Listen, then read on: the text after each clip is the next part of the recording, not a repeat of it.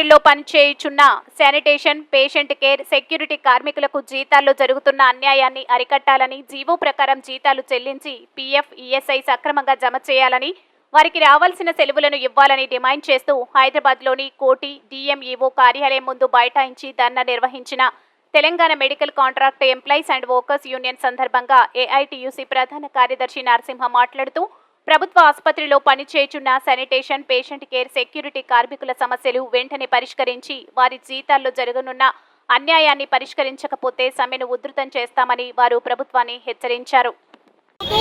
Workers ఎక్కువ ఇవ్వండి అని అడిగినాం, కానీ ప్రతి హాస్పిటల్లో మెయిన్ పవర్ తగ్గించింది. ఆ అమౌంట్ మొత్తం కాంట్రాక్టర్ తినేస్తున్నాం. ఈ కాంట్రాక్టర్ రద్దు చేయాలి. కాంట్రాక్టర్ రద్దు చేయాలా, ఉన్న కార్మికులు కార్పొరేషన్లో కలపాలి.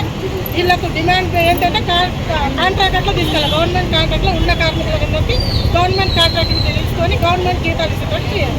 అది మా డిమాండ్.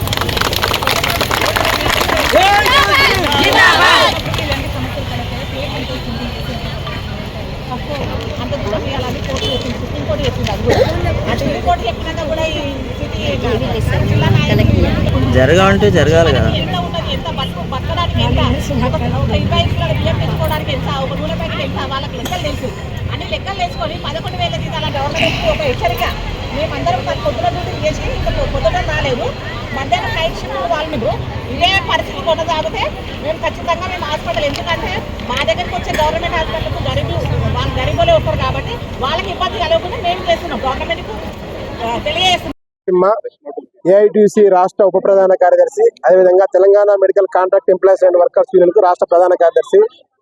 ఈరోజు రాష్ట్ర వ్యాప్తంగా దాదాపు 20,000 మంది కార్మికులు ఎదుర్కొంటున్నటువంటి సమస్యల్ని ప్రభుత్వానికి, అధికారుల దృష్టికి తీసుకుపోదామనే ఉద్దేశంతో ఇక్కడికి మేము రావడం జరిగింది.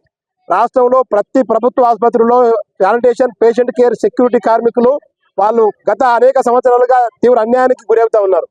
వాళ్ళకి జీతం 15,600 జీతంలో పిఎఫ్, ఈఎస్ఐ కట్ అయి 13,600 రావాల్సి ఉన్నదాన్ని అప్పుడున్నటువంటి డిఎంఈ గారు దాన్ని తగ్గించి 12,000 చేయడం జరిగింది. దాని కాంట్రాక్టులను తగ్గించి దాన్ని 11,000, 10,000, 9,000, 8,000 కూడా ఇస్తున్నటువంటి పరిస్థితి కొనసాగుతా ఉంది. ఈ అస్పృశ్యత, ఈ అడ్రానితనం లేదంటే ఇట్లాంటి పరిస్థితులు కొనసాగొద్దని చెప్పి మేము ప్రభుత్వానికి తెలియజేస్తా ఉన్నాం. గత 6 నెలలుగా ప్రభుత్వానికి పదే రిప్రజెంటేషన్ ఇస్తున్నాం. ఎన్నికల కోడ్ ఉన్నందువల్ల ఆగడం జరిగింది. ప్రభుత్వానికి ఇప్పుడు మేము తెలియజేస్తా ఉన్నాం, అన్యాయానికి గురి చేస్తున్నటువంటి కాంట్రాక్టర్ల పైన చర్య తీసుకోవాలి. కొద్దిమంది డీసీహెచ్లు, స్థానికంగా ఉన్నటువంటి అధికారులు కూడా వాళ్ళకి సహకరించి వాళ్ళకి జీతాలు, కార్మికులకు జీతాలకు తక్కువ చేయడానికి ప్రయత్నం చేస్తా ఉన్నారు. ప్రభుత్వం నుంచి డబ్బులు తీసుకొని కూడా తక్కువ జీతాలు వాళ్ళకు కార్మికులకు ఇవ్వడం అనేది తీవ్ర అన్యాయం. కాబట్టి ప్రభుత్వం మరొకసారి ఆలోచించి, అధికారులు కూడా ఆలోచించి దీన్ని అన్ని రెక్టిఫై చేయాలి. జీవో నెంబర్ 60 ప్రకారం వాళ్ళకి 13,600 జీతం ఇవ్వాలి. అదేవిధంగా పండగ, జాతీయ ఆర్జిత సెలవులు ఏవైతుందో చట్ట ప్రకారం రావాల్సినటువంటి సెలవులు ఇవ్వాలని చెప్పి మేము డిమాండ్ చేస్తున్నాం.